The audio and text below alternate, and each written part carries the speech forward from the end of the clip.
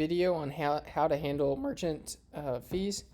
This is more for people that are using Square, PayPal, who get the fees taken out on the front end, whereas if you're working through NCMIC, for example, you're going to get a additional transaction that shows the merchant fee, so that'll all be accounted for. But for people that use Square or PayPal, you're going to have to account for that. Well, you don't have to do that through your budgeting app if you don't want to, but if you're one of those guys like me who wants to keep track of everything, then this is how you do it.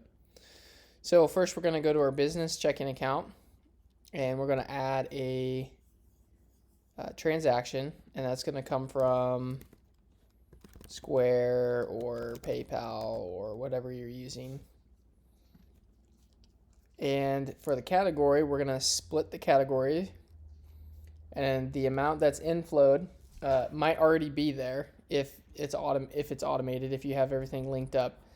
But let's say that is hypothetically 974.90. Okay, so that's what came into your account, and that's a transaction that shows, but technically your revenue and what you charged was more than that. So you want to know how much that was. I charged $1,000. When I look at my Square report, I charge $1,000, and the amount remaining, which when you look at your report should match up to that 2.5% plus 10 cents every transaction, 25.10 under outflow, because that's what you paid out, and you want to categorize that as a merchant fee, and go ahead and add that category, and you put that under operating expense or whatever you want to put it under.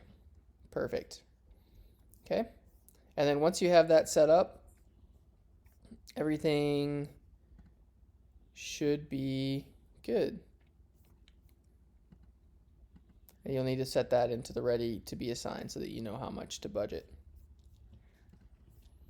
Okay, when you look at your budget, there you go. You have $1,000 coming in, and you've got a $25 expense for that OpEx, and you go through the same thing, assign that $1,000, $200 of it towards owner's compensation, 150 there, 150 there, and then 500 here, and of that 500, you can start distributing it across that, all of your expenses there.